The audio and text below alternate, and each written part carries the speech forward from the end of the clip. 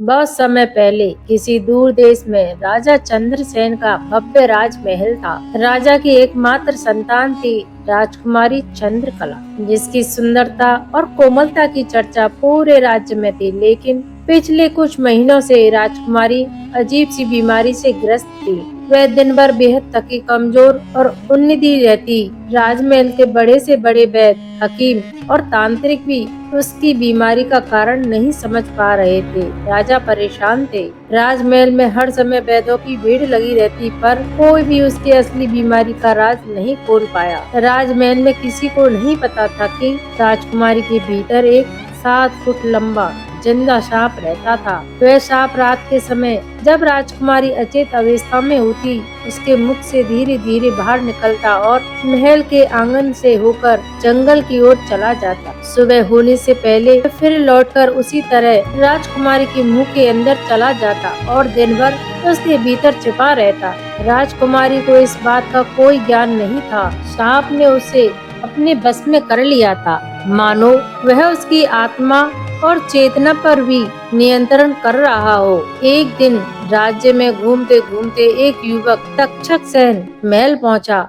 वहां उसने देखा कि राजकुमारी के उपचार में दर्जनों वैद्य और हकीम जुटे हैं। शाम होते होते सभी हारे थके चले गए। तभी तक्षक सेन मंत्री के पास गया और बोला, मंत्री महोदय, सभी ने प्रयास कर लिया है, अब एक बार मुझे भी करने दीजिए। मंत्री ने जब राजा तक बात पहुंचाई, तो राजा ने उदासी और थकान भरी नजरों से तक्षक सेन की ओर देखा और कहा, तुम मेरी बेटी को कैसे ठीक करोगे? तक्षक सेन ने प्रणाम किया और बोला, महाराज, मुझे केवल एक रात राजकुमारी के साथ एकांत में रहने दीजिए। मैं उसकी बीमारी का कारण ढूंढ लूंगा। राजा पहले तो हिचकिचाया, लेकिन उसकी गंभीरता और आत्मविश्वास को देखकर सहमत हो गए। उस रात तक्षक सेन राजकुमारी के कक्ष में बैठा रहा। वह उससे कुछ दूरी पर बैठा, अंधेरे में छिपा बैठा और ध्यान से उसे देखने लगा। जैसे ही आधी रात हुई, राजकुमारी अचेत अवस्था में कांपने लगी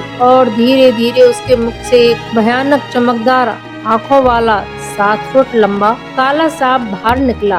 वह जमीन पर फिसलता हुआ कक्ष से बाहर निकला, महल के आंगन को पार करता हुआ जंगल की तरफ चला गया। तक्षक सेन ने यह सब देखा तो वह समझ गया कि यही उसकी बीमारी की जड़ है। वह पूरी रात जागता रहा। भोर से पहले वही सांप वापस आया और उसी तरह राजकुमारी के मुंह से भीतर चला गया। सुबह राजा बेचैन होकर आए और बोले, बताओ तक्षक सेन, क्या बात का पता चला? क्या मेरी बेटी ठीक हो सकती है? तक्षक सेन ने गहरी सांस ली और बोला, महाराज, कारण मुझे पता चल गया है और ईश्वर ने चाहा तो आपकी बेटी ठीक हो जाएगी, मगर मुझे आज रात के लिए एक तलवार और मिट्टी से भरा एक बड़ा पात्र चाहिए। राजा ने तुरंत आदेश देकर सारी तैयारियां करवाई। आधी रात को फिर वही हुआ।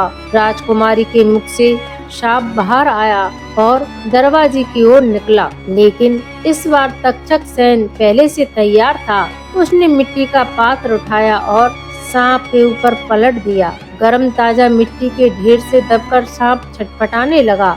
तक्षक सेन ने तुरंत तलवार उठाई और एक ही बार से सिर अलग कर दिया।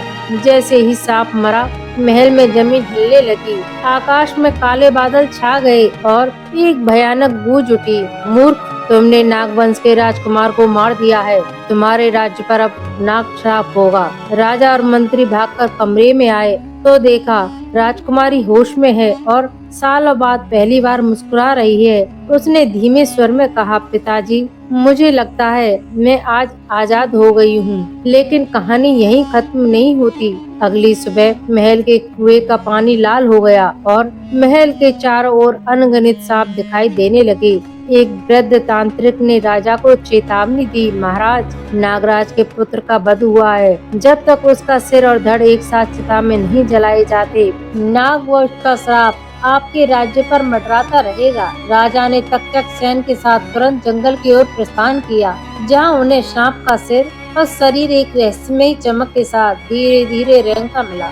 अब तक्षक सेन और राजा को समय रहते नाग श्राप को समाप्त करना था, वरना राज्य विनाश की आग में जल जाता। जंगल की गहरी अंधेरी रात थी। तक्षक सेन और राजा मसाले लेकर उस जगह पहुँचे जहाँ काले नाग का सिर और धड़ रेंगते रेंगते आया था और अलग अलग पड़ा हुआ था, लेकिन वह कोई साधारण शव नहीं था।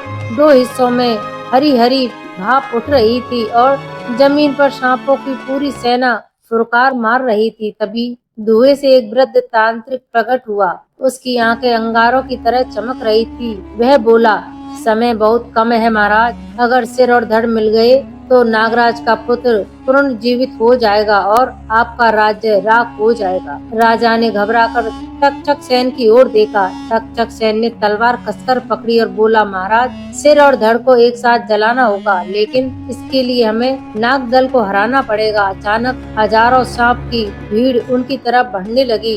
तक्षक सेन ने मशाल उठाई और हर तरफ जलती लकड़ियां फेंकते हुए सांपों को रोकने लगा। राजा भी अपनी सैनिकों के साथ तलवार भेजने लगा। सांपों की पुकार, तलवारों की टकराहट और आग की चटक जंगल युद्ध भूमि में बदल गया।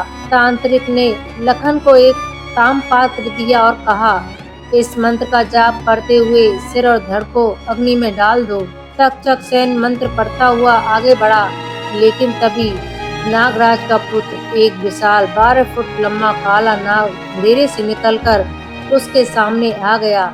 उसकी आंखों में जलती हुई नफरत थी। नाग ने फुरकार कर कहा, मनुष्य, तूने मेरा घर, मेरा शरीर और मेरी आत्मा छीनी है। अब मैं तुझे टुकड़े टुकड़े कर दूंगा।